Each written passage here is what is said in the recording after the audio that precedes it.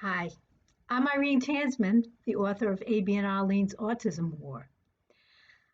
If you have a loved one enrolled in a day habilitation facility in Massachusetts, or if you are considering day habilitation for your loved one with intellectual disabilities and or autism, please consider joining the Day Habilitation Families in Massachusetts Facebook group. Also, if you yourself are enrolled in a day habilitation facility, please consider joining our Facebook group. I will place a link in the description below. Today, I'd like to talk to you about reducing self-stimulatory vocalizations. Now, I am not a neurologist. I am not a specialist in this area.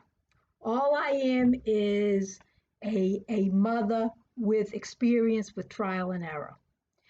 And I have found that the more I work on having my son speak, oral speech, encouraging oral speech, encouraging um, uh, uh, um, imitation of vocalizations, singing and singing with him joining in, if I leave a word off and I get him to sing it or say it, as much intentional speech as possible. The more intentional speech I get out of him, the less we get self-stimulatory vocalizations. Now, I have not been able to convince the professionals that this is the case. So he doesn't get this all the time. But if he did, I think that the vocalizations would decrease. Now, I just want to say that my husband has a tremor in his hand. It's called essential tremor.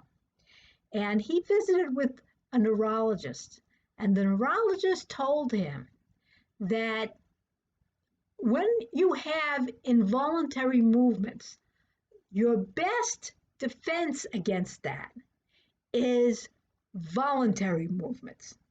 So she recommended he do things with his hands, learn a new skill with his hands like piano playing or learning a different keyboard on the computer, that he should use his hands and do activities that would map the brain for voluntary movement in his hands as opposed to the involuntary tremor that he has.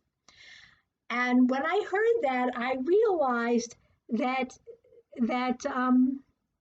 this is what I've been saying right along with my son's vocalizations.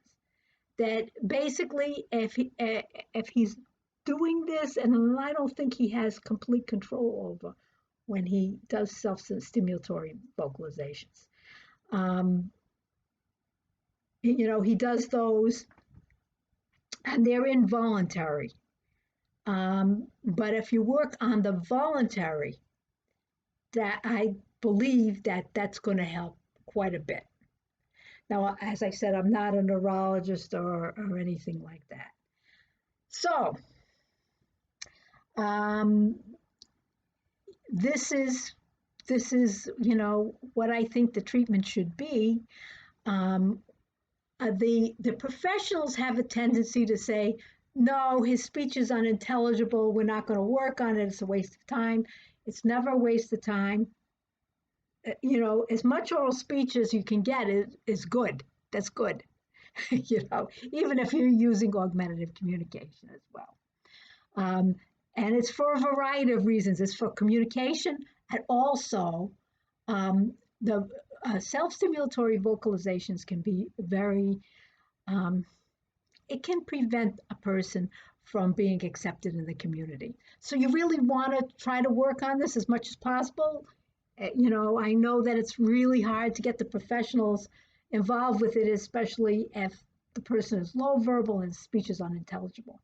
But that's what I would recommend. And as I said, is I'm just a mom with an opinion.